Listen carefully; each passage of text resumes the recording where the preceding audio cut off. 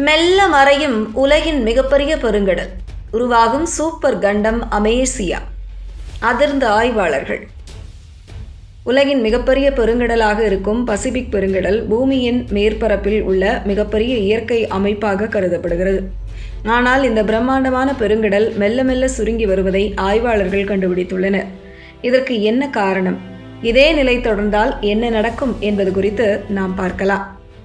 உலகின் மிகப்பெரிய பெருங்கடல் பசிபிக் பெருங்கடல் தான். இது சுமார் 15.5 கோடி சதுர கிலோமீட்டர் பரப்பளவில் பறந்து விரிந்துள்ளது.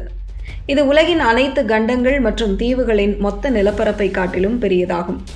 பூமியின் மொத்த மேற்பரப்பில் 1/3 பகுதியை இந்த பெருங்கடல் ஆக்கிரமித்துள்ளது.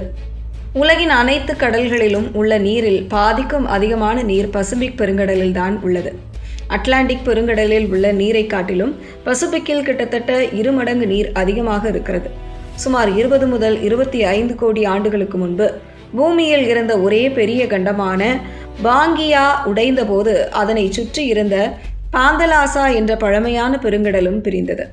அப்போது டெக்டானிக் தட்டுகள் நகரத் தொடங்கியதால் அட்லாண்டிக் பெருங்கடல் உருவானது. காலப்போக்கில் பாந்தலாசா படிப்படியாக சுருங்கி இன்று நாம் காணும் பசிபிக் பெருங்கடலாக மாறியது. இப்போது பல 100 ஆண்டுகள் கழித்து பசிபிக் பெருங்கடலாக சுருங்கி வருகிறதா? இதற்கு காலநிலை மாற்றம் காரணமல்ல, பூமியின் டெக்டானிக் தட்டுகளின் இயற்கையான நகர்வுகளே இதற்கு காரணம் என ஆய்வாளர்கள் தெரிவிக்கின்றனர். கடலின் அடிப்பகுதியில் 2 தட்டுகள் விலகிச் செல்லும் இடங்களில் புதிய கடல் தளம் உருவாகிறது. அதே நேரம் ஒரு தட்டு மற்றொரு தட்டின் கீழ் சென்று பூமியின் உள்பகுதிக்குள் மூழ்கும் பகுதிகள் பழைய கடல் தளம் அளிக்கப்படுகிறது. ஒரு பெருங்கடல் விரிவடைய போகிறதோ அல்லது சுருங்க போகிறதோ என்பதை இந்த 2 செயல்பாடுகளில் எது அதிகமாக நடக்கிறது என்பதையே பொறுத்தே உள்ளது. பசிபிக் பெருங்கடலை சுற்றியுள்ள பெரும்பாலான பகுதிகள் ரிங் ஆஃப் ஃபயர் எனப்படும் நிலநடுக்கம் மற்றும் எரிமலைகள் அதிகம் காணப்படும் பகுதிகளாகும். நியூசிலாந்து, ஜப்பான், வட மற்றும் தென் அமெரிக்காவின் ஆண்டில் மலைத்தொடர் வரை நீளும் இந்த பகுதியில் ஏராளமான சப்டக்ஷன் ஜோன்கள் உள்ளன. இதுவே பசிபிக் கடலின் அடித்தளம் தொடர்ந்து பூமிக்குள் இழுக்கப்பட காரணமாக உள்ளன. புதிய கடல் தளம் உருவாகும் பகுதி இருந்தாலும் அதைவிட அதிகளவில் கடல் தளம் உள்ளே இழுக்கப்படுவதால் பசிபிக் பெருங்கடல் மெல்ல சுருங்கி வருகிறது. பசிபிக் பெருங்கடலில் தான் உலகின் மிக ஆழமான கடற்பகுதியான மரியானா டரெஞ்ச் அமைந்துள்ளது.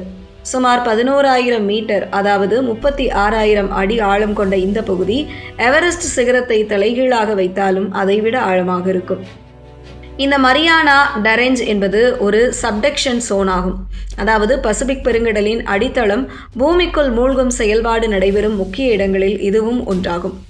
இதுபோல பசிபிக் பெருங்கடல் தொடர்ந்து சுருங்கி வருவதாகவும் இன்னும் 20 முதல் 30 கோடி ஆண்டுக்குள் பசிபிக் பெருங்கடல் முழுமையாக மூடப்பட வாய்ப்பிருப்பதாகவும் ஆஸ்திரேலியாவைச் சேர்ந்த ஆய்வாளர்கள் கூறியுள்ளனர். அப்போது அமெரிக்கா மற்றும் ஆசியா ஒன்றோடொன்று இணைந்து அமேசியா என்ற புதிய சூப்பர் கண்டம் உருவாகலாம் என்று அந்த ஆய்வு கூறுகிறது. தற்போது ஆஸ்திரேலியாவும் கூட ஆண்டுக்கு சுமார் 7 சென்டிமீட்டர் வேகத்தில் ஆசியாவை நோக்கி நகர்ந்து வருவது குறிப்பிடத்தக்கது. அதே நேரம் இதற்கெல்லாம் நாம் கவலைப்பட தேவையில்லை. இதோ எடுத்தோ கவிழ்த்தோம் என்று உடனடியாக நடக்கும் மாற்றமில்லை. இது பல கோடி ஆண்டுகள் நீளும் புவியியல் செயல்முறையாகும். எனவே இது குறித்து உடனடியாக அச்சம் தேவையில்லை என்று விஞ்ஞானிகள் தெரிவித்துள்ளனர்.